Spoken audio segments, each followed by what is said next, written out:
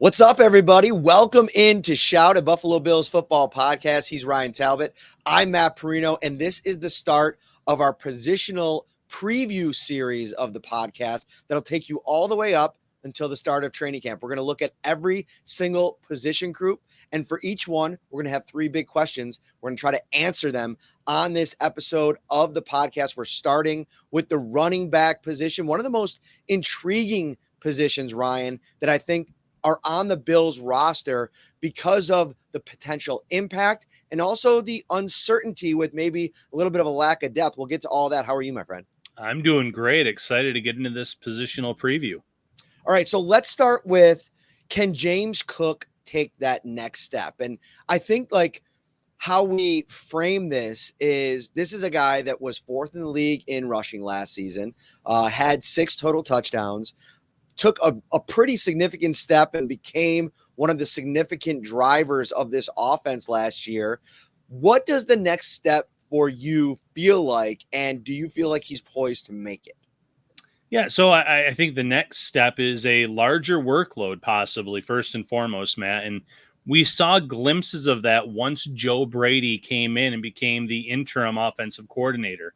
They leaned on the run game more. You saw James Cook's production go up. You saw the Bills I guess opposing defenses maybe struggle to figure out the Bills' offense a little bit more because they were relying more on the run in terms of when they were running the ball, how often they were running the ball. Look at the Dallas game, for instance. So one, larger workload. Can he hold up? That was maybe one of the biggest concerns about him in the draft class a few years ago. Did he have the frame to be a true 3-down back? Looked great last year. Can he build off of what he did? And then the other part to that is the drops. Can he limit the frustrating drops, the drops where he had touchdowns bounce off of his hands on multiple occasions 1 year ago? Sure-handedness was something that was credited to him in the draft class a few years back. And he had some really untimely drops that cost him and cost this team in big moments. You know, it's crazy to look at the top tier of running backs last year. I mean, James Cook was amongst the best in a number of categories. I mean, you look at yards per rush last year at 4.7. The only top 10 running back in terms of carries, he had 237. Cook was number 10. The only running back that averaged more yards per carry was Christian McCaffrey. I mean, if you want to talk about a season that was really tremendous last year for Cook, he really had it, I think, under the radar. And I think, to take the next step, you talked about a greater workload. I'm almost wondering if you want to keep him at about the same workload and ask for more from behind him. Tai Johnson, Ray Davis, maybe keeping him fresher down the stretch because he had those 2 really, really good games. And I'm going to talk about one of them in a minute that I went back and watched today. It's just part of a practice for each of these positional previews. I want to kind of, stoke the fires, if you will, remember a few things from last season. And, once you got to the playoffs, I felt like James Cook maybe wasn't as fresh as he could have been, and maybe that workload weighed on him during the season. Do you think that the Bills' offense can be as effective as it could be if he ends up being under 200 carries this year? Or do you think it's one of those situations where he has to carry the load because you have questions about what's behind him?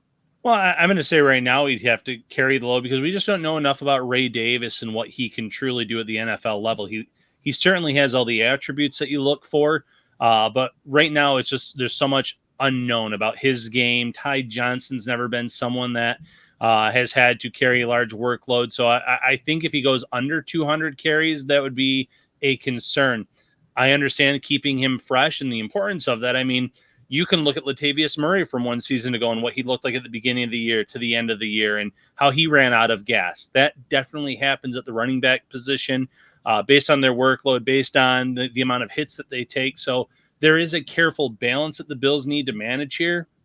You just hope that another year of, you hope the offensive line takes another step. And if that happens, that opens up more running lanes for Cook, and Cook can kind of build off of that campaign from 1 year ago. You mentioned the drops, and that's something that it's going to continue to be a storyline. We talked about it in the spring, but, going back and watching this Chiefs game, I went back through his game log from last season, and I wanted to kind of pick out one game that really stuck out. And to me, it was the Chiefs, even more so than the Dallas game where, he just ran all over the Cowboys in a really special performance. But it was the Chiefs game that stood out because it was 5 catches on 5 targets for 83 yards and a touchdown. That touchdown was spectacular. I tweeted it out to our insider text line today, just because of what I think those kinds of plays can do for this offense. I know everybody's worried about losing Diggs, losing Gabriel Davis. Where are they going to replace certain players? But in that game against a elite opponent, James Cook in a lot of ways carried the offense in the passing game. He has the capability to do that, Ryan. And so I think that they're going to have to lean more into him. I think that the running game in Joe Brady's kind of augmented system, where he's going to probably utilize play action a little bit more, they're going to continue to lean on the run game. I think that sets up James Cook to be really successful this year. And honestly, the more reps that he gets, I've been thinking a lot about this. The more reps that he gets in the passing game, to me, the better off he's going to be handling the drops. That's something that I think you have to work through as a player. And these targets over the last couple games, I don't have the numbers in front of me, seasons, dwarf what he probably was able to do in the Georgia offense in college. So assuming this major role in the passing game has been something that maybe he had to adjust to a little bit. I think the sky's the limit for Cook this year. Yeah, I completely agree. And listen, going back to your previous question, if he is under 200 carries, I hope that means that there's a significant spike in his pass, receiving production. If that's the case, that might be okay then. Yeah, definitely. And he finished last year with a 20 target jump up into the 50s. Is it out of the realm of possibilities that we're sitting here talking about a 70 target running back in James Cook in this offense this season, especially with what they want to do in the passing game or the play action game and the screen game? We saw Joe Brady last year execute tons in the wide receiver screen game. We know what they're going to probably try to do with Samuel. We've always talked about it year after year, but going back to Devin Singletary and Zach Moss, can you imagine the twin backfield when they put Samuel back there potentially with James Cook? Yeah, I think that's pretty exciting. And that's another, look at maybe this depth. You don't really consider Samuel obviously a running back, but he's going to get his fair share of carries in this system. And he still has that elite speed. He has really good vision. He obviously played some of the running back position back in college. So has that experience. It's another kind of little noted factor that you have to consider with this running back position. All right, let's head on to question 2. Actually, before we do, I mentioned the insider text line. We're going position by position, and the insider text line giving everybody our thoughts on each position, going through almost every player, if not every player, on this roster. And you can become an insider today, and it's perfect time because we're under 2 weeks until training camp. So if you sign up right now, you get a 2-week free trial. You'll get the preview series over the next couple of days, the first couple of days of training camp, and then just $3.99 a month after that. I got a text from somebody today, Ryan, from a text that I think you sent out and said, this has been the best bargain that I found in a long time, which I thought was super cool. The Shout text line is brought to you. Let me tell you how to sign up first. 716-528-6727. Text that number. You'll get the directions from there. Or go to joinsubtext.com/shoutbuffalobills.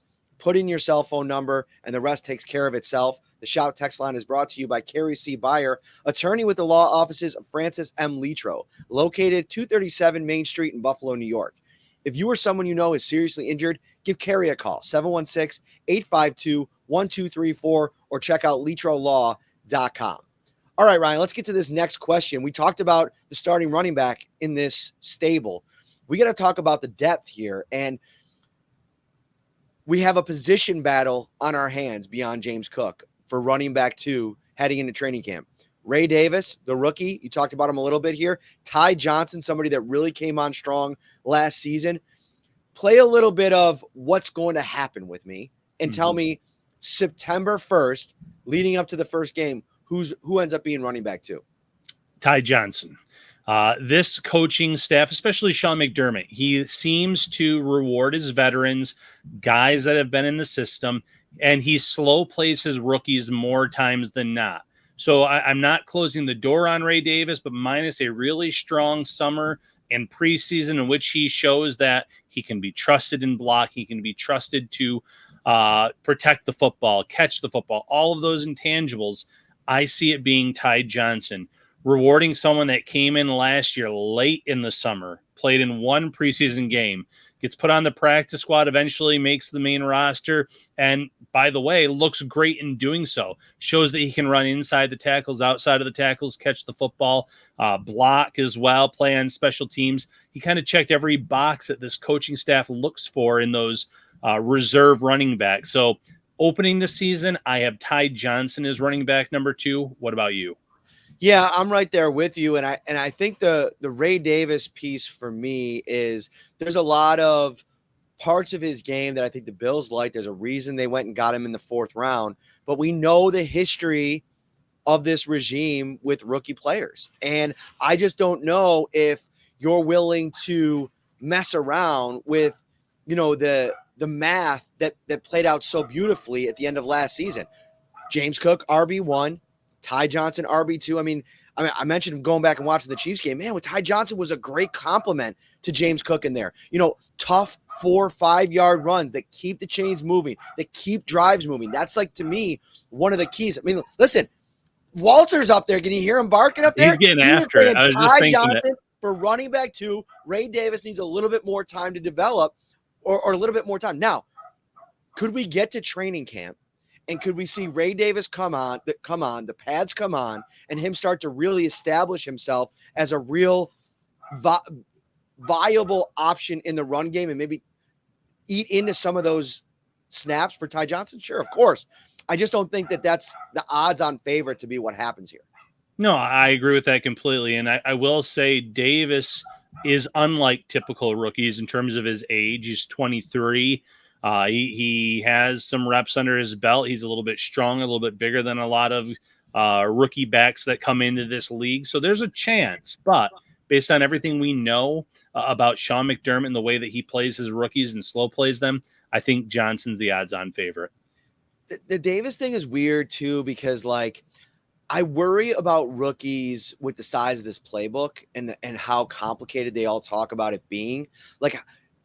For running backs, it's even harder because you have to spend – I remember Devin Singletary talking to me about this years ago. You got to spend time in the running backs room, the offensive line room, the quarterbacks. You're constantly communicating with all of these different positions, the checks at the line of scrimmage, the responsibilities in pass blocking. There's just so much that goes into being a viable player at this spot that I just think that to be able to watch Tai Johnson do it here at the beginning of the season, not put too much on his plate, maybe focus a little bit more on special teams. We'll see. And Tai Johnson can play some special teams as well. So we'll see how that kind of works out and how much Davis can kind of assert himself in that department. But yeah, I think we end up getting to week 1 and it's Tai Johnson. Here's another question, another part 2 of this though. Is Ray Davis RB2 by the time we get to December? I'm going to say yes. I think by that time he's able to digest the playbook. He's had multiple months to get comfortable with that, multiple practices where he's been evaluated by this coaching staff, some live game reps as maybe running back 3, where maybe he starts to outshine Tai Johnson a little bit. He shows why they drafted him early on day 3 in this draft in terms of what he can do. Catching the ball, running the ball, blocking, etc. And at that point, he does unseat Tai Johnson as running back 2. So yes, by the end of the season, early December, I do have him as running back 2. What do you think, Matt? I'm a little concerned for Davis that he already showed up on the injury report in the spring. All right, how much is that going to be something that nags him as we get into the year? And is he going to be starting the season 100%? That's just a little bit of a question mark. It's hard to be an NFL rookie. It's even harder when you're dealing with an injury. So we'll track that. We'll probably get a better idea of what that is when we get to the start of training camp. But the other thing too that to consider is Tai Johnson hasn't been a guy that's consistently stayed healthy. He was dinged up at the end of last year. I thought gave way to more Latavius Murray than probably should have happened down the stretch because of how banged up he got. And so that to me is the race. Who can stay healthier over the course of the season? How quickly can Ray Davis kind of assimilate into all of this, prove to the coaching staff that he understands everything? no lapses out on the field. And then you're going to have to watch it. September, October, are there big mistakes in game? Are there situations where, there's coaching points in game and you got to go back to the well? We're going to get to our last question here. Go ahead. What you're kind of like? Can you pause real quick? Well, Ryan, funny enough, we're in the middle of taping this thing, and who ends up calling? Our good buddy Gene Battaglia from the Fan in Rochester. You had a hit there, so you knocked it out. We're professionals. So we're gonna pick this thing up, keep the train rolling. Depth, is it a concern here? Because we talk so much about James Cook, Tai Johnson, a rookie in Ray Davis. Beyond that, it's Darrington Evans, who I think is intriguing in his own way. He had a really good preseason last year. I mean, this is a guy that's kind of bounced around the league a little bit. He was a former day 2 pick, if I'm not mistaken, maybe day 3 pick, but he was behind Derrick Henry for a while there in Tennessee early on. Speedster, smaller kind of guy. And then Frank Gore Jr., who, I mean, I put it in our positional preview text out to the insiders, and I just think it's a very steep uphill climb for him to try to make this roster. How concerned are you about this depth?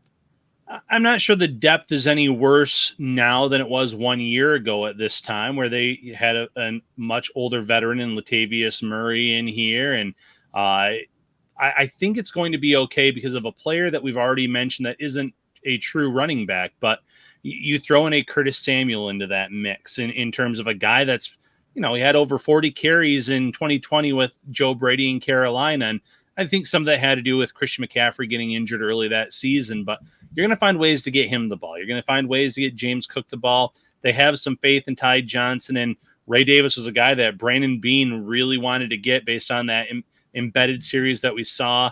A guy that they were very high on as a person and a player. So I think if you ask them, they're feeling pretty good going into this season about the running back depth. And when you throw in the Curtis Samuel factor in it, I think it's a pretty decent running back room from top to bottom in terms of guys who could regularly get carries for this offense. And I think like Latavius Murray's still on the street, right? Like he has not committed to retiring. He's somebody that you can maybe bring back. And honestly, the way it worked last year, I felt like it would have been more beneficial to the Bills had they brought him in as the Leonard Fournette and maybe like flip them. Like Fournette was somebody you brought to camp and Murray somebody that you brought in, because his first 8 games, Murray looked fresh. He looked like he was a real weapon in the red zone, and it just kind of faded over time. He was less and less effective as the season went along.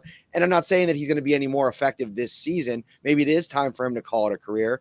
But if he's hanging out for like maybe a playoff run in November, if you're not happy with the depth, that's an area you can go. There's still probably a bunch of names out there on the free agent market that we could talk about. But that's the one thing about this position is depth isn't a concern only because there's always going to be kind of darts that you could throw at that spot. We've seen it year after year. Yeah, absolutely. There's always guys that come in off the street and produce when called upon for teams in this league. Murray could be a great practice squad option for that one of those veteran spots. Like you said, if he's open to that, if the Bills are open to that, if they have any question marks after this training camp in this summer. So there's always guys out there that you can add to the mix. Frank Gore Jr., does he remind you at all of Austin Prohl? Like maybe a handshake agreement where, you're friendly with a family member, you bring them in. I don't know. It's just like, I don't see an NFL player, the borderline NFL player. It reminds me a little bit. Got something in the news the last couple of weeks, Bronny James. Like it kind of reminds me of that. And I have all respect in the world for Frank Gore and Frank Gore Jr. I mean, he may come on and be a real player, but at this stage, after watching him in person over the couple of weeks, you don't want to overreact to minicamp and in the spring. I don't see it there. Yeah, and that's fair. And, we'll reassess once the pads come on, but there was a reason that teams passed on him. And, you would think with Frank Gore's name alone, the 49ers might have shown interest or tried to take him later in the draft or a UDFA priority type player. So he went undrafted for a reason. That's not to say that he won't ever emerge as an NFL player or contributor or depth type of player. But like you said, we need to see it before we believe it. All right, so that's going to put a bow on the running back preview show here. 3 big questions. You can check out all the episodes in the series on all of our platforms: YouTube, Facebook, X for the video side, Stitcher, Apple, Spotify, all the audio platforms as well. August 4th, we're coming to Dorado right at the near the end, the closing of training camp. We'll be at Dorado on Park Ave in Rochester. We're bringing Wingnuts out to Rochester for the second straight year. Live episode of Shout. Ryan, it's going to be awesome. Yeah, we cannot wait. Last year was a blast. This year is going to be even better. We're going to have better weather. I'm predicting it now. We're going to crush over 2,000 wings that day. I have a good feeling, Matt. Wingnuts is going to come and produce more wings than ever before.